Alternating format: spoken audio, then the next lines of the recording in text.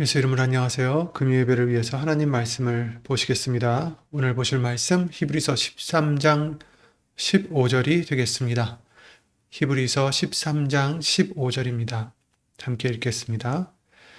이러므로 우리가 예수로 말미암아 항상 찬미의 제사를 하나님께 드리자. 이는 그 이름을 증거하는 입술의 열매니라. 아멘. 네, 말씀과 예배를 위해서 예수 이름으로 기도를 먼저 드리시겠습니다. 예수의 이름으로 오신 전지전능하신 하나님, 오늘도 예수님을 의지하여 이곳에 나왔사오니 우리가 어디 있든지 예수님의 말씀이 우리에게 찾아와 주시고 말씀으로 깨끗함 받고 그 말씀으로 열매 맺어 예수의 이름으로 예수님의 이름을 증거하는 입술의 열매 되어 영광을 돌려 드릴 수 있는 우리의 삶이 될 수 있도록 도와주시옵소서. 사람의 말 되지 않도록 예수의 이름으로 오신 성령님께서 모든 것을 주관해 주실 것을 간구드리며 이 모든 기도 주 예수 그리스도 이름으로 기도를 드립니다. 아멘.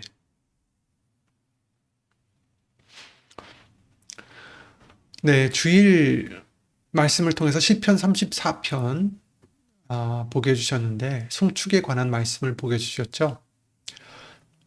거기서 욥의 이야기를 통해서 또 다윗의 이야기를 통해서 히브리어 바라크, 바로 송축이라는 단어라고 했는데 그것은 바로 우리의 영혼이 하나님 앞에 무릎을 꿇는 것이다 라는 교훈을 또 가르침을 받게 해주셨습니다.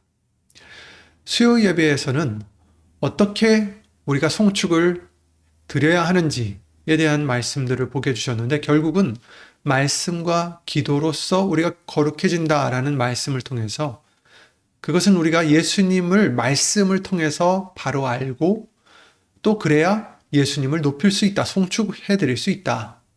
그래서 알게 된 예수님을 우리의 기도로서 송축으로 돌려드리라 라는 그런 말씀들이었습니다. 그리고 오늘 보신 본문은 히브리서 13장 15절 말씀인데 여기서도 송축에 관한 말씀을 비추어 보겠습니다. 오늘 이 본문은 이러므로라는 단어로 시작이 되죠. 그 뜻은 앞에 무엇이 있다라는 뜻입니다. 예. 앞에 무슨 말씀이 있기에 바울이 이러므로 찬미의 제사를 드리자라고 말씀을 했을까? 12절, 13절 말씀을 보시면 이렇게 말씀하십니다. 그러므로 예수도 자기 피로써 백성을 거룩해 하려고 성문 밖에서 고난을 받으셨느니라. 그런즉 우리는 그 능욕을 지고 영문 밖으로 그에게 나아가자. 아멘.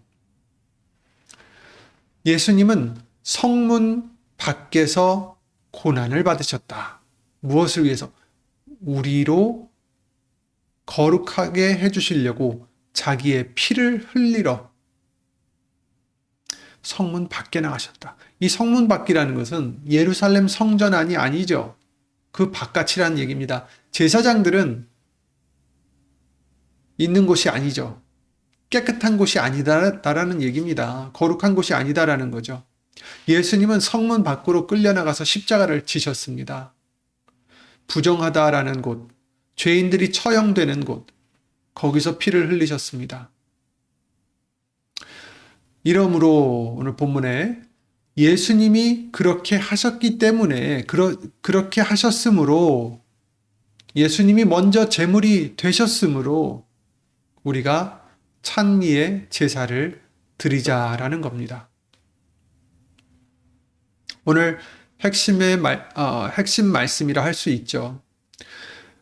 우리의 송축은 아무 이유도 없는데 드려지는 게 아닙니다. 예수님의 피가 먼저 흘려졌기 때문에 가능한 거라는 거죠. 이러므로 이 한 단어에 십자가의 고난과 희생과 사랑이 담겨 있는 것입니다.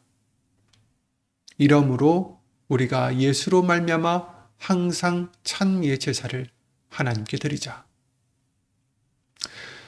그렇다면 찬미의 제사를 드리자 하셨는데 찬미의 제사가 무엇일까요? 찬미 또 제사, 이 두 단어가 나란히 붙어 있습니다. 찬미는 알겠습니다. 하나님을 높이는 노래, 찬양이라는 뜻이겠죠. 그런데 왜 제사라는 단어와 함께 있을까요? 그냥 찬미를 드리면 되죠. 항상 찬미를 하나님께 드리자. 이러면 얼마나 좋겠습니까? 근데 왜 찬미의 제사를 하셨을까? 구약에서 제사를 드리는 장면을 잠깐 생각해 보겠습니다. 어떤 이스라엘 사람이 있다고 가정합니다. 그 사람이 제물을 끌고 성전으로 들어옵니다. 제사장 앞에 서서 제사장은 그 사람의 손을 그 짐승의 머리에 얹게 합니다. 그리고 칼이 내려오죠. 이것이 제사입니다. 제사에는 세 가지가 따른다라고 할 수 있습니다. 첫째, 비용이 듭니다. 값이 필요하다라는 거죠. 아무 짐승이나 가져올 수 없습니다. 흠 없는 것이어야 됩니다. 최고여야 합니다. 하나님께 드리는 것은 내가 갖고 있는 모든 소유 중에 가장 좋은 것이어야 한다고 성경은 말씀해 주셨습니다. 제사는 값을 치러야 합니다. 값 없는 제사는 없다라는 거죠. 다윗도 이것을 너무 잘 알고 있었습니다. 그래서 성전을 위한 타작마당을 살 때 아라우나라는 사람에게 역대상 21장에는 오르난이라고 되어 있는데 같은 이름, 같은 사람이라 합니다. 이 아라우나가 그냥 드리겠다고 합니다. 그랬을 때 다윗은 이렇게 얘기하죠. 사무엘하 24장의 24절에 그렇지 아니하다. 내가 값을 주고 내게서 살이라. 값 없이는 내 하나님 여호와께 번제를 드리지 아니하리라. 이처럼 다윗도 알았습니다. 값 없이는 나는 하나님께 제사를 드릴 수 없다. 번제를 드릴 수 없다. 값 없는 제사는 있을 수 없습니다. 하나님도 우리 죄를 사해 주시려고 자신에게 가장 소중하신 독생자 예수로 우리 죄값을 치루어 주셨습니다. 대신해서. 찬미의 제사도 값없이 드릴 수는 없습니다. 무언가를 드려야 합니다.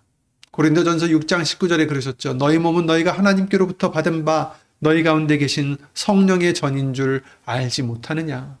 너희는 너희의 것이 아니라 값으로 산 것이 되었으니 그런즉 너희 몸으로 하나님께 영광을 돌리라. 베드로전서 1장 18절에도 너희가 구속된 것은 은이나 금같이 없어질 것으로 한 것이 아니요 오직 흠 없고 점 없는 어린 양 같은 그리스도의 보배로운 피로 한 것이니라. 아멘. 값으로 사셨습니다. 값을 치르셨습니다. 우리의 찬미의 제사도 값없이 드릴 수는 없습니다. 대가가 필요합니다. 두 번째 필요한 것은 죽음이 있다는 것입니다. 제사에는 죽음도 있습니다. 첫째는 값이 있다고 했어요. 값을 치러야 된다고. 두 번째는 죽음이 있습니다. 만약에 그 재물이 살아있다면 그것은 제사가 될 수 없겠죠. 제사에는 반드시 죽음이 따른다라는 것입니다.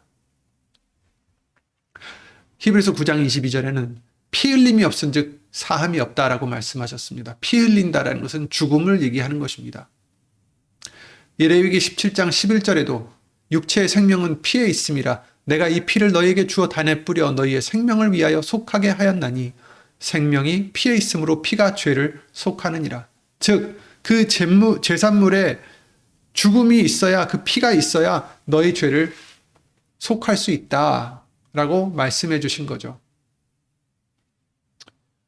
구약의 제사장은 아까 말씀드린 대로 제물의 머리에 그 죄인의 손을 얹고 기도하게 했습니다. 이를 안수라고 하는데 이는 나의 죄를 이 짐승에게 그대로 넘겨주는 행위였습니다. 전가하는 거죠. 그 안수가 끝나면 그 제물은 나의 죄를 뒤집어 쓴 채 그 자리에서 피를 흘리며 처참하게 죽어갔습니다. 재물의 고통스러운 그 숨이 끊어지는 죽음을 보면서 예배자는 깨닫게 됩니다. 저 재물의 죽음이 바로 내가 죽어야 할 자리였구나. 내 죄 때문에 저 생명이 피를 흘리는구나. 즉 제사에서의 죽음은 죄의 무거움을 깨닫는 가장 두려운 은혜의 현장이었던 거죠.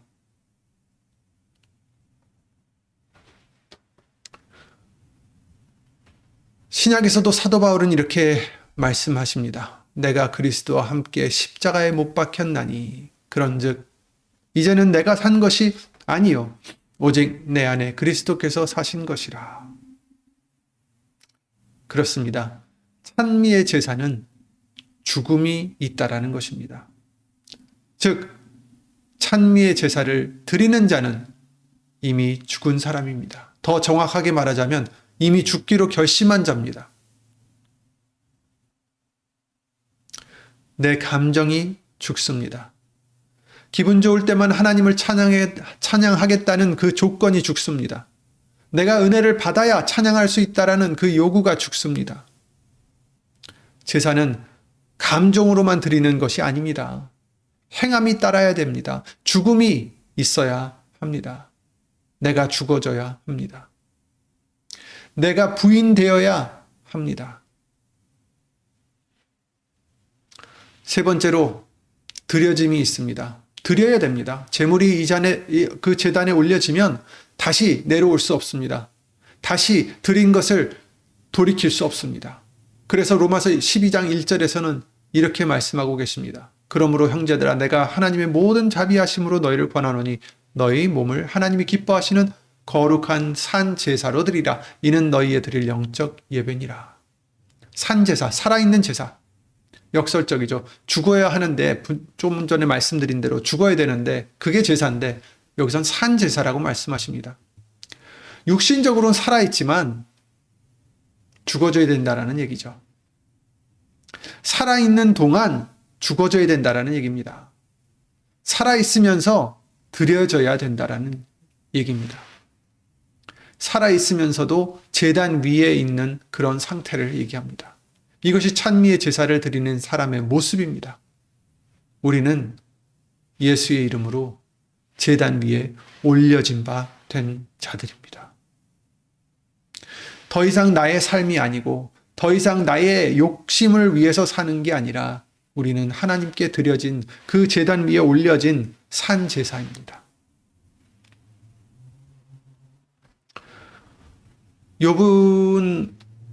욥에 대해서 말씀을 잠깐 봤었는데 그 자녀들의 소식을, 그 모든 것들을 잃은 그 소식을 듣고 찬미의 제사를 드렸습니다.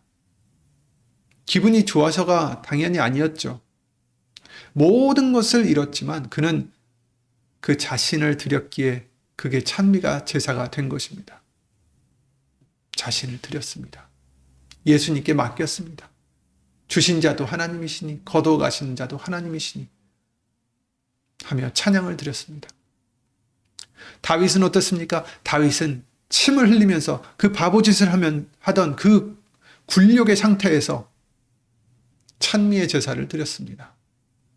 상황이 더 나아져서가 아니었죠. 자기 자신 모든 것을 하나님께 그는 드렸기에 찬미의 제사가 된 것입니다. 맡겼기에. 찬미의 제사는 어떤 은혜로운 찬양을 들을 때만 흘러나오는 눈물이 아닙니다. 그것은 감동이라고 할 수 있겠지만 찬미의 제사는 다릅니다. 비용을 치러야 되고 값을 치러야 되고 내 자신이 죽어져야 되고 하나님께 온전히 드려져야 하는 것이 찬미의 제사입니다. 그런데 이제 본문으로 다시 보시면 예수로 말미암아라는 문구가 있죠. 이러므로 우리가 예수로 말미암아 항상 찬미의 제사를 하나님께 드리자. 이 예수로 말미암아가 없으면 전부 무너지는 것입니다. 우리 자신의 힘으로, 우리 자신의 의지로, 우리 자신의 자격으로는 하나님 앞에 찬미의 제사를 드릴 수 없다라고 말씀해 주셨습니다. 왜냐하면 우리는 부정하기 때문이죠. 이사야가 하나님 앞에서, 그 하나님의 영광 앞에서 무너졌던 그 이유입니다. 화로다 나여 망하게 되었도다. 나는 입술이 부정한 사람이다 라고 고백했습니다. 부정한 입술이 어떻게 찬미의 제사를 드릴 수 있겠습니까? 여기서 말하는 입술은 단지 우리가 무슨 말을 하느냐에 그치는 것이 아니죠. 입술은 그 사람의 마음의 중심과 인격, 그리고 삶의 행실 전체가 밖으로 흘러나오는 어떤 통로 같은 것입니다. 열매라는 것입니다. 예수님께서도 마태복음 12장 34절에 뭐라고 하셨습니까? 마음에 가득한 것은 입으로 말한다라고 말씀하지 않으셨습니까? 그래서 여기서 입으로 말한다라는 것은 그 입이 중요한 게 아니라 마음에 가득한 것이 밖으로 나왔다라는 것입니다. 그것은 말도 있겠지만 우리의 행함을 의미하기도 합니다. 결국 이사야가 자신의 입술이 부정한 사람이다라고 말한 것은 자신의 존재와 삶의 행실 전체가 하나님 앞에 죄로 오염되어 있다라는 고백인 거죠. 그냥 말만 더럽다라는 뜻이 아닙니다. 그래서 예수로 말미암아 이것이 답인 것입니다. 내가 아니라 예수로 말미암아. 예수님이 성문 밖에서 먼저 피를 흘리셨기 때문에 우리의 부족한 찬미가 하나님 앞에 받아들여지는 것입니다. 예수님이 대제사장으로 우리의 찬미를 하나님 앞에 들으시기 때문에 받아들여지는 것입니다. 그래서 우리에게 늘 강조해 주신 말씀이 있죠. 무엇을 하든지 말에나 일에나 다 주 예수의 이름으로 하라. 이것은 찬미의 제사가 받아들여질 수 있는 유일한 방법입니다. 근거입니다. 예수의 이름으로 우리의 송축은 완성이 됩니다. 다시 본문으로 돌아오면 항상이라는 단어가 또 보입니다. 항상 드리자라고 하십니다. 주일 본문이 무엇이었죠? 주일 본문은 시편 34편 1절이었죠. 내가 여호와를 항상 송축하며. 항상입니다. 다윗이 목숨이 위태로워서 침을 흘리면서 바보짓을 흉내를 내던 그 자리에서도 선언했던 그 항상이 히브리서 기자의 입을 통해서 다시 나온 것입니다. 항상 찬미의 제사를 드리자. 항상 드리자. 매일 우리의 삶이 되어야 된다라는 것입니다. 기분 좋을 때만이 아니라, 은혜 받을 때만이 아니라, 말씀 들을 때만이 아닙니다. 출근길이나 밥을 먹을 때나 잠을 자기 전이나 기분이 좋거나 나쁘거나 항상 드리자. 내 영혼을 하나님께 드리는 것입니다. 내 하루 전체가 제단 위에 올려지는 것이라고 말씀하시는 것입니다. 이것이 항상 드려지는 찬미의 제사입니다. 그리고 그 다음에 뭐라고 하셨습니까? 이는 그 이름을 증거하는 입술의 열매니라. 무엇이요? 찬미의 제사. 예수로 말미암아 항상 드려지는 찬미의 제사는 어떤 것입니까? 바로 예수 이름을 증거하는 입술의 열매다. 이름을 증거함과 입술의 열매가 지금 같이 있습니다. 먼저 열매를 생각해 보면 열매는 어디서 나옵니까? 나무에서 나오죠. 나무가 건강하면 열매가 나옵니다. 나무가 뿌리를 깊이 내리고 물을 흡수하면서 햇빛을 받아갈 때 열매를 냅니다. 우리가 수요예배 때 무슨 말씀을 나누게 해주셨습니까? 말씀이 풍성히 너희 안에 거하여 그럴 때 찬미가 나오게 된다라고 말씀하셨습니다. 말씀이 우리 안에 심길 때, 말씀이 우리 안에 심겨서 풍성해질 때, 뿌리를 내릴 때, 기도로 예수님을 높일 때 그것이 자라난다라는 것입니다. 열매가 된다라는 거죠. 그 결과로 입술에서 나오는 것, 우리의 행함으로 나오는 것, 그것이 입술의 열매입니다. 아까 말씀드렸다시피 입술로 나온다고 입술의 열매라 해서 우리의 말만 얘기하는 게 아니라 말에나 일에나 다 주 예수의 이름으로 하라라는 그 골로새서 3장 17절 말씀과 같이 우리의 행함까지도 포함되는 겁니다. 왜? 우리의 마음에 있는 것이 밖으로 입술로 나온다라고 하셨기 때문이죠. 우리의 손으로, 우리의 입술로, 우리의 행함으로 나오는 것입니다. 그 열매가 무엇입니까? 그 이름을 증거하는 열매다. 예수의 이름을 증거하는 것입니다.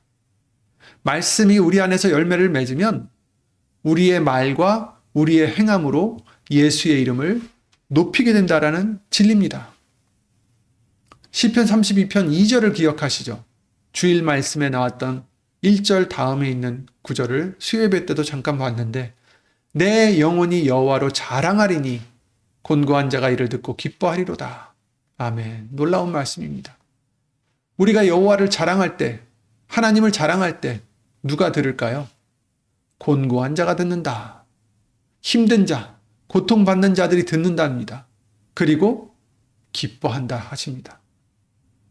우리의 찬미의 제사가 곧 예수의 이름을 증거하는, 나를 증거하는 게 아니라 예수님의 아름다움을 증거하는 그 하나님의 아름다움을 송축하는 그 증거가, 그 증거하는 제사가 하나님께만 올라가는 게 아니라 주변 사람들에게도 증거가 된다라는 겁니다.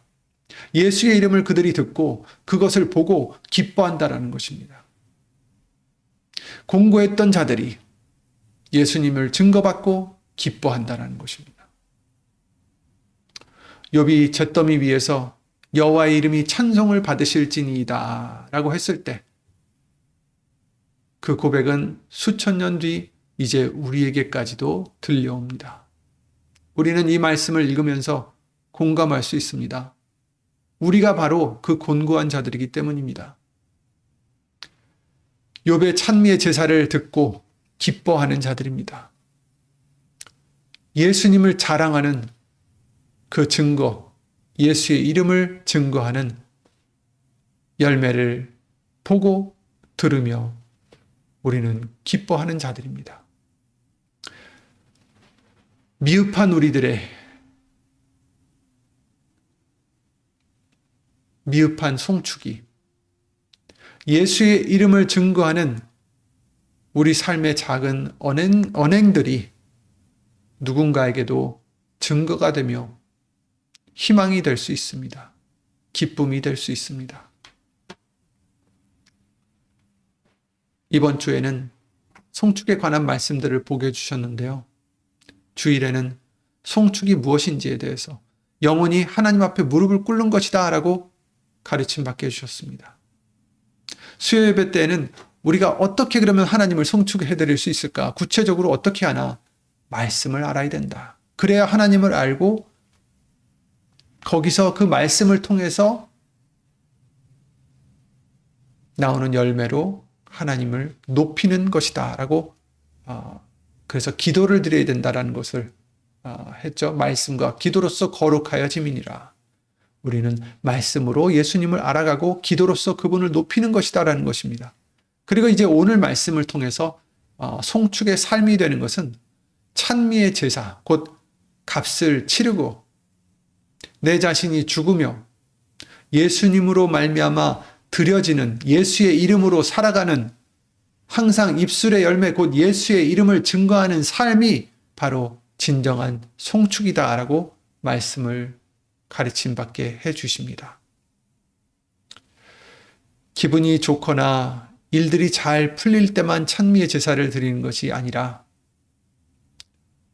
우리는 이미 예수의 이름으로 드려진 사람들입니다.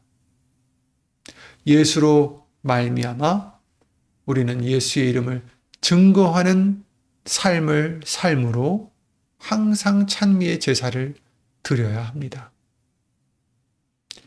이 고백이 우리의 삶이 되기를 예수 이름으로 기도드립니다. 이러므로 우리가 예수로 말미암아 항상 찬미의 제사를 하나님께 드리자. 이는 그 이름을 증거하는 입술의 열매니라. 아멘. 예수 이름으로 기도드리고 주기도문으로 마치겠습니다. 예수의 이름으로 신 전지전능하신 하나님, 오늘 말씀대로 예수님께서 가장 귀한 값을 치러 주셨사오니 이제는 우리의 것이 아니라 오직 예수님의 것이오니 이제 우리도 찬미의 제사를 드리기 위하여 우리에게 가장 귀한 것들까지도 다 예수님께 맡기고 내 자신이 죽어지며 내 자신을 부인하며 예수의 이름을 의지하여 증거하여 하나님께 내 자신을 드려지는 거룩한 산 제사가 될 수 있도록 찬미의 제사가 될 수 있도록 예수 이름으로 도와주시옵소서. 하나님의 사랑과 예수님의 은혜와 예수의 이름으로 신 성령 하나님의 교통하심과 운행하심이 이와 같이 예수 이름을 힘입어 항상 송축해 드려야 하는 모든 심령들 위해 영원토록 함께 해주실 줄 믿사옵고 이 모든 기도 주 예수 그리스도 이름으로 기도를 드리옵나이다. 아멘. 하늘에 계신 우리 아버지여, 이름이 거룩히 여김을 받으시오며 나라에 임하옵시며 뜻이 하늘에서 이룬 것 같이 땅에서도 이루어지이다. 오늘날 우리에게 일용할 양식을 주옵시고 우리가 우리에게 죄 지은 자를 사하여 준 것 같이 우리 죄를 사하여 주옵시고 우리를 시험에 들게 하지 마옵시고 다만 악에서 구하옵소서. 나라와 권세와 영광이 아버지께 영원히 있사옵나이다. 아멘.